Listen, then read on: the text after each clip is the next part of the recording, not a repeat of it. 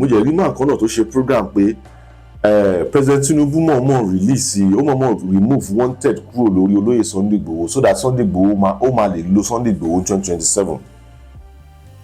ṣeré mátà ti fẹ́ máa spread yìí mi ò mọ nǹkan ta tún fẹ́ ṣeré àwọn ọmọ Yorùbá I just don't understand ní tẹ́lọ́rùn kí ni nǹkan ta fẹ́. Nǹkan ta fẹ́ ni wípé olóyè Sunday Igboho normally ẹ ti ká kọ́kọ́ accept pé ká tẹ̀ kọ́kọ́ wò wípé kì olóyè Sunday Igboho wà involved lórí matter. We all know that olóyè Sunday Igboho is a politician. Ó jẹ́ máa ń tẹ̀lé àwọn politician. Ó jẹ́ máa ń ṣiṣẹ́ fáwọn politician. So tí èèyàn bá ń ṣiṣẹ́ pẹ̀lú politician ó mì pé ó gbọ́dọ̀ rí favour lọ́dọ̀ àwọn politician because Ọba Rashidi Ládọjà politician ni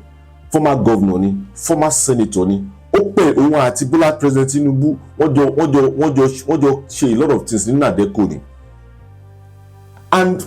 Sunday Igboho àti Ọba Adéwọ̀lú Ládọjà they are so close so tí Ọba Adéwọ̀lú Ládọjà máa lo influence ẹ̀ láti ní pòkè Tinubu ìjọba mi remove wanted kúrò lórí ọmọ yìí tó jẹ́ ṣe bẹ́ẹ̀ tó bá ṣiṣẹ́ fún kò léwọ̀ tó bá pè nǹkan tẹ̀fẹ́ gbọ́ nìyẹn because I don't know the reason why tí Saheed Ire máa sọ̀rọ̀ tẹ́yìn kan máa sọ wípé wọ́n ti ń sọ nǹkan tó fẹ́ ṣe náà nìyẹn wọ́n fẹ́ ṣe 2027 ni ẹ jọ̀ọ́ just come and tell me ṣé Tinubu ló bà country jẹ́ ni ṣé Tinubu ló destroy country débi tó wà yìí ni because I don't really understand tẹ́yìn kan believe pé kò jẹ́ kí àwọn ọmọ Yorùbá kan campaign fún Tinubu because of what? In the history of this country kò tí sí president náà to try to Tinubu in the history of this country ibi tí a máa spread ẹ lọ ní kẹ́ spread ẹ lọ that's your own problem tí ẹ bá understand nǹkan tó ń pè ní government tí ẹ bá understand nǹkan tó ń pè ní policy tí ẹ bá jẹ́ understand nǹkan tí wọ́n ń pè ní reform ẹ kọ́kọ́ sọ fún mi ta ni ó fẹ́ ní challenges tó máa wá kúrò nínú challenges yẹn láàrin a day or two it's a process even challenges téèyàn ní díẹ̀ ló dé tó fi dodindi tó kó tó yá ṣe wàá mọ̀ pé mo ní challenges tó bá jẹ́ máa kúrò díẹ̀ náà ló máa kúrò kó tẹ̀ tó wá rí pé mo ti kúrò nínú challenges yìí so ẹ fẹ́ sọ fún mi pé Tinubu ló kàn wọlé tó jẹ́ destroy gbogbo country yìí pẹ̀lú bó ṣe wà yìí. I am not saying that the government is not corrupt because we are seeing a lot of things because that is how politician does.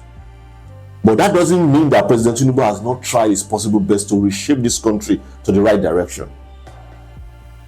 So tẹ́yìn kan máa jáde ní online pé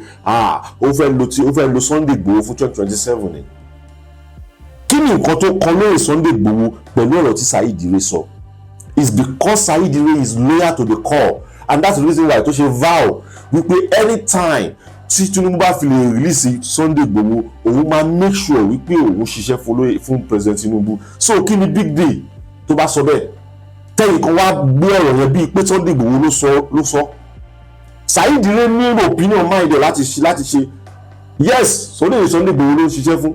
ọmọ lóye Sunday Igboho ni that doesn't mean pé kó má ní nǹkan tó ń lọ fẹ́ ṣe fún ara ẹ̀ náà and then tó lóye Sunday Igboho bá support Tinubu kí ló kàn bá ban anybody ń bẹ̀. Kí ló kàn bá anybody mbẹ because he has rights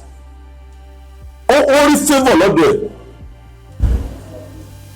kí ni Buhari ṣe kí ni àwọn Malami ṣe fún ẹ wọ́n ṣe destroy ilé ẹ̀ àwọn gómìnà tó wà ní south west kí ni nǹkan tó rí ṣe fún and that's what I said all these politicians don't play with them because tó bá rí wípé kọ́ wọn má ba ẹ ṣeré òun lọ́wọ́ fi lè wọlé wọn ò ní bá ẹ ṣeré o. Pé káwọn ṣe é léṣe lọ́wọ́ fi lè wọlé wọ́n á ṣe é léṣe o so the best thing is takété kó máa wò wọ́n and that's why máa ń pity àwọn èèyàn tó máa ń support àwọn politician yìí but to me I will say the right thing olóyè Sunday Igboho tó bá ṣiṣẹ́ fún President Tinubu kò léèwọ̀ mẹ́ cause bí politician ṣe ń ṣe nìyẹn everybody ló ń wá crowd sódò ara ẹ̀ I don't know the reason why tó wájú ṣe jẹ́ wípé tí àwọn position bá ń ṣe tiwọn tó ọ̀tí àwọn APC àbí tó ọ̀tí Tinubu kì í sọ̀rọ̀ but tí Tinubu bá wá lo strategy títí ẹ̀ tó bá wá pin àwọn yẹn ẹ̀ wá máa sọ wípé ó ń lo power does that make sense? ẹ sọ fún mi tí Ládọjà bá sọ fún Sunday Igboho pé ṣiṣẹ́ fún Tinubu sọ pé kò ní ṣiṣẹ́ fún mi bàbá ẹ̀ mi náà Saheed Ire wá ń sọ̀rọ̀ ẹ jẹ́ kí n play video Saheed Ire because I just don't understand the reason why táwọn kọ́kọ́ believe pé Saheed Ire ò ní entitled lórí opinion ẹ̀ ẹ jẹ́ ká wo video Saheed Ire yẹn. bí n bá ṣe ṣe programu yìí náà ni àṣejọ máa wò ó mo fẹ́ sọ̀rọ̀ nípa olóyè Adéyẹmọ pẹ̀lú freedom tí Ọlọ́run fún ọ látọ̀dọ̀ àwọn bàbá tọ́lọ́run sọ pé kí tọ́lọ́run rí lò lórí tí n bá ní kí n máa dárúkọ èèyàn á dárúkọ àwọn kan á ṣe àwọn kan àtẹnitá mọ̀ ọ̀pọ̀ èèyàn ló ń jẹ́ jọ̀mọ́ àgbájọ ọwọ́ dẹ̀ ló ń so èso re ká dúpẹ́ lọ́wọ́ gbogbo àwọn tí wọ́n ṣe atọ́nà fún olóyè Adéyẹmọ tí wọ́n fi ráyè rí freedom so fún di eléyìí ó rí tí àwọn kan tiẹ̀ táàgì mi pẹ̀lú program kékeré kan tẹ́nìkan sọ pé bóyá olóyè Adéyẹmọ torí kán lè bá bàbá Tinubu ṣiṣẹ́ ni wọ́n ṣe rìlíìsì wọn àbí torí pé wọ́n ti ṣe agreement pé àwọn accept wọn Nàìjíríà káwọn pín kíní wọn ṣe rí lákọ̀ọ́kọ́ ná paríparí ọ̀rọ̀ mi wọ́n fẹ́ ká mọ kíní kan Ọlọ́run fúnra rẹ̀ tó dá ilé ayé kò mọ nǹkan tó ń jẹ́ Nàìjíríà Ọlọ́run kan ló create ẹ̀ èdè àtọwọ́dá ni ìṣe látọ̀dọ̀ Elédùmarè rẹ̀ Ọlọ́run dá àwa ọmọ adúláwọ̀ pẹ̀lú èdè tí àwa sọ yìí Ọlọ́run dá ọmọ Ìgbò pẹ̀lú èdè tiwọn òṣèlú lẹ gbé wọlé tẹ́ fi ráyè so àwọn nǹkan yẹn papọ̀ ẹlẹ́ẹ̀kejì ibo ni Fúlàní ti wọlé sí wa lára báwo ni ti Fúlàní ṣe jẹ́ ṣé Fúlàní ń bẹ lára wa bí wọ́n ń ṣara wa àmọ́ wọ́n farabalẹ̀ wọlé torí pé onílé ò mọ́ra ẹ̀ onílé ò kára ẹ̀ sí important ilé tó bá ti ń tara wọn lọ́pọ̀ bí kò ọlọ́mọ ìyá mi báyìí kí sọ fún ẹ pé kíni yẹn kọ́mọ̀ láàrin àwọn ọlọ́pàá nígbà tó lóye Sunday Igboho sí ni àwọn ọlọ́pàá kankan ní o tí bá dé junction kan tí wọ́n ní where are you going kíni kan wọ́n ní kíni kan you don't know me I'm a Sunday Igboho pikin kíni kan ọmọ Hausa máa ní wow ọ̀gá pátápátá where you dey now every greet him o àwọn Igbo wọ́n máa ṣe yóò bá ẹgbẹ́ wa náà ló máa sọ pé and so waiting láti wà pé lórí burúkú làwọn tó ṣe bẹ́ẹ̀ ọlọ́pàá kan ṣe bẹ́ẹ̀ ní Ìbàrà ọlọ́pàá kan náà ṣe bẹ́ẹ̀ lọ́nà interchange ọlọ́pàá kan náà ṣe bẹ́ẹ̀ ní Arépo yóò bá làwọn mẹ́tẹ̀ẹ̀ta tìbàrà yẹn ga báyìí ó dúdú díẹ̀ báyìí olórí burúkú ni olórí burúkú lórí mo ṣọ́nù ẹ̀ lọ́jọ́ yẹn pé láyé ẹ̀ tí bá tún gbọ́ nǹkan orí ẹ̀ olórí burúkú ni ẹni mo change ẹ̀ fún lọ́jọ́ yẹn but ó bọ́lẹ̀ ń bẹ̀ normal tó bá ti gbọ́ gbòòrò ṣà tó bá ń ṣe nǹkan tó dún létí ẹ̀ lọ gbé gẹ̀ẹ́sì wò náà ojú ẹ̀ tó dì yẹn ojú ẹ̀ clear ẹlẹ́kejì ẹ jẹ́ kí n bọ́lẹ̀ ń bẹ̀ yẹn olóyè Sunday Igboho wọ́n lè wálé láti wá ṣe any business olóyè Adéyẹmọ ó lè wálé láti wá ṣe anything máa dẹ̀ fọ opportunity yìí sọ̀rọ̀ torí mo ṣàdéhùn kan mi ìdẹ̀ kí n gbàgbé program yẹn wà mo dẹ̀ mọ àwọn tó máa bá mi keep ẹ̀ tó bá mi keep ẹ̀ pé tí Tinubu bá ṣe bàbá wa Olódùdẹ tí wọ́n bá ṣe tí olóyè bá rí freedom pé màá support wọn ní 2027 mi ò gbàgbé program yẹn èmi Saheed Ire asọ̀rọ̀ máa yẹ̀ ní mi o èmi náà strong but mo kéré sí yín lóòótọ́ mo strong but mo kéré sí yín ẹ̀yin lẹ̀ ń daṣọ ìbò mi lára tẹ́jẹ̀ káṣírí mi ó tú ìdí tí mo sọ pé mo kéré sí yín nìyẹn ẹ̀wọ̀n kan tó bá jọmọ ìlú náà ni ó gbà nǹkan tó bá ṣe náà ìlú náà ni ó fèsì ẹ̀ so fún délé ọmọ yín tí mo jẹ́ ó jẹ́ kí n láyè nínú ayé mo dúpẹ́ bá a sọ̀rọ̀ máa yẹ̀ ní mi election bàbá Tinubu tó bá involve mi máa support wọn mo sorry gan èèyàn lè gbà kí tiẹ̀ kú àwọn ọmọ Fúlàní support ọmọ wọn to the core tí ò sí any incident tí ò sí any fucking story kíní kan ìwọ tó bá wá fẹ́ bá Tinubu jà lọ bọ́dí lọ ìwọ tó bá rò pé bóyá ọ̀rọ̀ tí mo sọ yìí ẹni tó bá rò pé ọ̀rọ̀ tí mo sọ yóò dáa kí báwo mo yẹ máa support Tinubu tọ̀ kó máa bọ̀ lábẹ́òkúta wà náà mi lé mi wà understand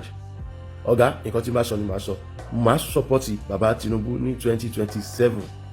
màá tún fọ opportunity sọ̀rọ̀ woman yìí ọba ńlá wọ́n send video wọn sí mi nǹkan wọ́n sẹ́gbẹ̀ẹ́ pé ọ̀gá mọ́mí Kashikuru sí tiẹ̀ ni mọ́mí yẹn ní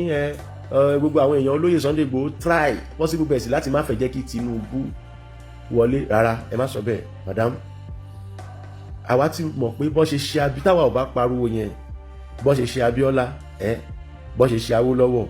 ìran mẹ́ta kì í tòṣì bẹ́ẹ̀ náà ṣe ṣe bàbá Tinubu tí ò bá sí irú announcement pé a fẹ́ pín tẹ́ ẹ̀ bá ti lè ṣe ọ̀fẹ́ kọ́ ni bàbá Tinubu débẹ̀ yẹn but ọmọ mi lè sọ pé wà lẹ́yìn àrò but ẹ kàn tó sí sẹ́ẹ̀tì àwọn campaigners kan ní so ọ̀rọ̀ tó wà nínú géèmù yẹn gangan kò lè yé yín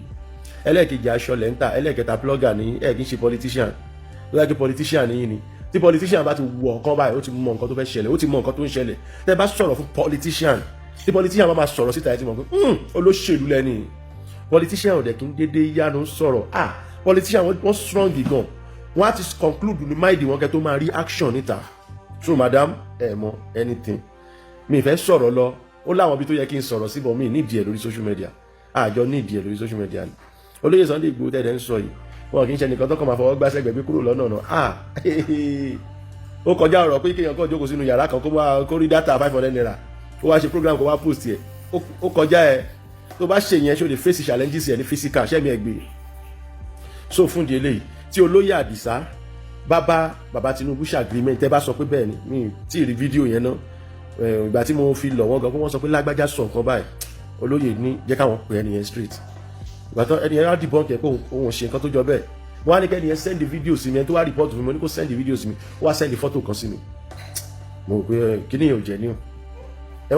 má máa dorí wa kọ́ra lágbájá sọ pé èmi náà instead tó yẹ kí n pè ẹni yẹn kí n challenge àbí kí n wá sórí media mo pè ẹni tó lọ́rọ̀ straight bàbá mi nǹkan báyìí ni mo gbọ́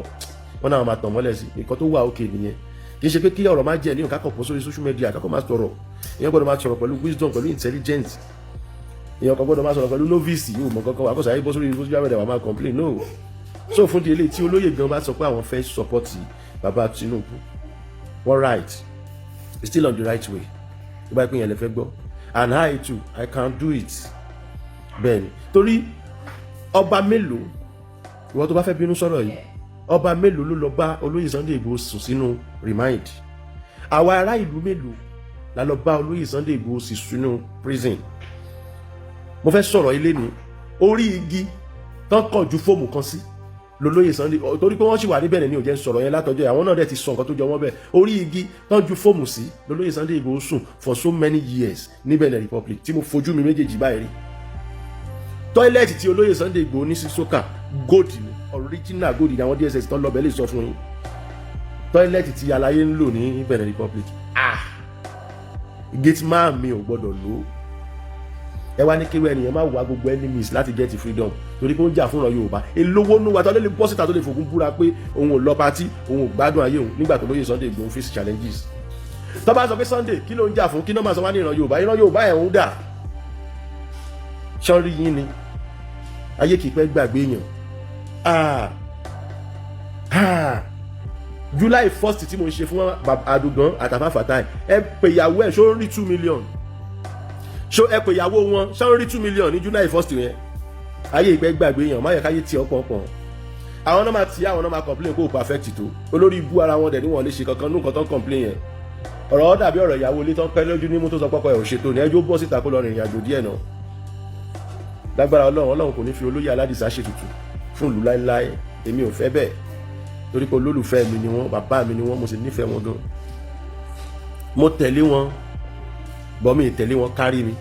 kárí mi ni ya fọ́tò lójoojúmọ́ èmi ní pẹ̀lú olóyè ìpínlẹ̀ àwọn nǹkan kárí mi nìyẹn tí bá nìkan tó fẹ́ bá wọn sọ máa pè wọn lórí fóònù ó lọ́fà àwọn àtàṣì kárí mi wọ̀nyẹn I personally I don't like it ẹnu ìgbà tán dé báyìí sìn everybody ti lọ ó dáa bẹ́ẹ̀ bọ́ ṣe lọ visit wọn èmi ò tí ì kúrò nílé tí n bá sì fẹ́ lọ lálẹ́ ìwọ́n á ṣí géètì fún mi máa ṣe wọlé kódà máa tún sùn mọ́jú mi kárí mi gbogbo ẹ̀ ṣó ọ̀fun yẹn mi ní interest sí àgbà tó lómi nínú kò kí n pariwo kò nídìí ariwo so fún di eléyìí tí Tinubu bá ní kan support àwọn fún 2027 I will do o